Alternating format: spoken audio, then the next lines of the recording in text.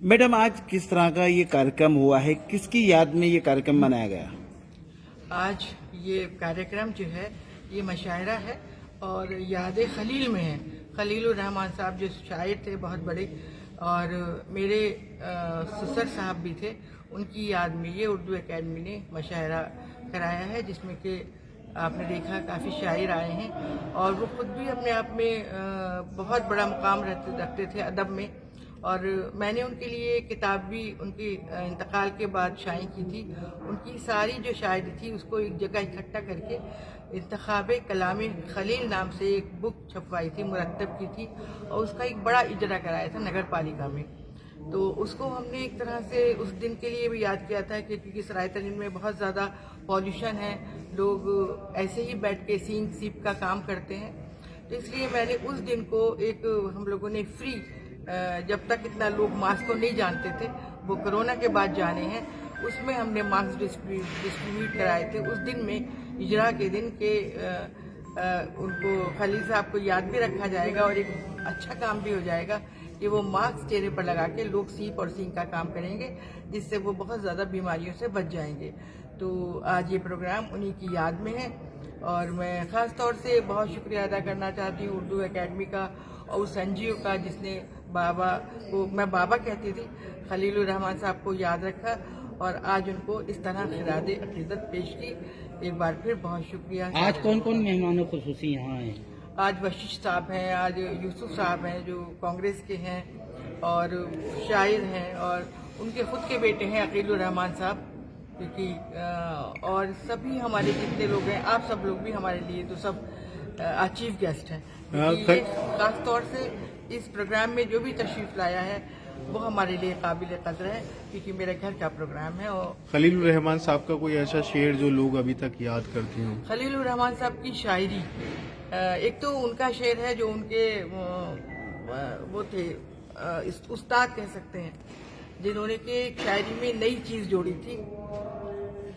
उनका शेर सुल्तान भाई ने सुनाया था, उसकी आवाज़ ने बरसों मुझे मखमूर रखा है कि मुद्दतों कानों से की है मैं कशी मैंने। मैं कशी होठों से होती है, मैं कशी आंखों से भी होती है, लेकिन कानों से मैं कशी ये बाबा के उस्ताद ने पहली बार स्टार्ट की थी। और बाबा की तो अपनी बहुत सारे हैं, होली है बाबा ने जो लिखी थी, क्योंकि यहाँ पर एक डीएम आए थे, उन्होंने कहा था मशायरे में कि हिंदू तो बहुत सारे मुस्लिम शायरी करते हैं, लेकिन मुस्लिम को हिंदू के लिए नहीं लिखता।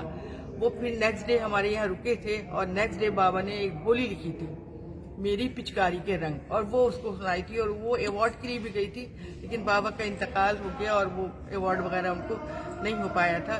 लेकिन उसमें है गुड्डो लहर लहर लहराए राजू घोटे भंग मेरी पिचकारी के रंग, राम कुमार की रम कुमरनिया, यानी कि राम कुमार उनके दोस्त थे, और वैदन और वैदानी खाए गूजा माल पठानी खाए, गुड्डो लहर लहर लहराए राजू घोटे भंग मेरी पिचकारी के रंग। ये वैद जी जो थे उनके ऊपर थी, वो उनके दोस्त थे, उनके और उनकी वैदानी पे। इसलिए बाबा ने बहुत खूबसूरत होली लिखी और वो मेरी अपनी किताब में है। और आज मैडम, आप अदब से जुड़ी रही, चेयरपर्सन रही, हिंदू मुस्लिम एकता की बात की। आपके जमाने में जब चेयरपर्सन थी तो होली मिलन, ईद मिलन होते थे, आज ये नगर पालिका में ये सब चीजें क्यों नहीं है? देखिए, मुझे लगता है आजकल के ज़माने में, ख़ास तौर से उस ज़माने से भी ज़्यादा आज का जो टाइम जा रहा है, वहाँ तो इसकी और ज़्यादा ज़रूरत थी। और एक बहुत अच्छी हम लोगों ने शुरुआत की थी कि 10 साल में नगर पालिका में रही कि होली मिलन भी हो, जिससे कि हिंदू और मुस्लिम एकता बनी रहे, और ईद मिलन भी हो, और 10 साल तक ये हुआ। इसके बाद वो ख़त्म हो गया, क्योंकि उससे कहीं ना कहीं जब हम पास बैठते हैं, एक दूसरे से मिलते हैं, तो मोहब्बत होती है और गंगा जमनी तहजीब को बढ़ावा मिलता है। वो चीज़ ख़त्म कर दी। मैंने बहुत सारे लोगों से कहा अभी जो नगर पालिका से जुड़े हुए हैं कि इसको स्टार्ट कराइए, लेकिन आप लोग कर सकते हैं इसको। इसको खत्म करने के लिए किसको जिम्मेदार मानते हैं? ये कौन इसके लिए दोषी है? देखिए, जो आने वाले चेयरपर्सन है, क्योंकि चेयरपर्सन ऐसा होता है कि अगर मैं चाहूँ और चेयरपर्सन हूँ तो मैं कहूँगी तो हो जाएगा वो काम। तो अगर चेयरपर्सन जो वहाँ रहे मेरे बाद, उन्होंने अगर ख्याल किया होता तो ये जारी रहती है। मैडम, आपके समय में काफी विकास हुआ, आज भी प्रशंसा की जाती है, आपके नाम के बोर्ड आज भी मिलते हैं गलियों के अंदर, वही 20 साल पहले की सड़कें। अब ऐसा क्यों नहीं है? देखिए, मुझसे ज्यादा तो आप बेहतर सवाल कर सकते हैं ये उन लोगों से जिन्होंने काम नहीं कराया। मुझे तो ये लगता है कि मुझे जो ज्यादा इंस्पायर किया, जो मुझे काम करने के लिए आगे बढ़ाया, वो सब आप लोगों का प्यार था, आवाम का प्यार था। ये मुझे लगता है कि शायद आवाम का इतना प्यार उन लोगों को नहीं मिल पाया, या वो अपने आवाम का इतना प्यार ले नहीं पाए। मैं तो बहुत शुक्रगुजार हूँ 10 सालों की। अब लोग अगर कहें तो क्या फिर से आप चुनाव लड़ेंगे संभल नगर पालिका बिल्कुल का? बिल्कुल, मैं लोगों के साथ हूँ, और लोगों का कहना नहीं बल्कि आप सब लोगों का हुक्म मेरे लिए काफी है। आवाम ने तो और भी बहुत सा ज्यादा और लोगों को प्यार दिया, आपसे ज्यादा वोट दिए। जी नहीं, मैं बहुत मानती हूँ उसको, क्योंकि मेरे साथ वोट के साथ दुआएं भी थी, शायद मैं ये मानती हूँ।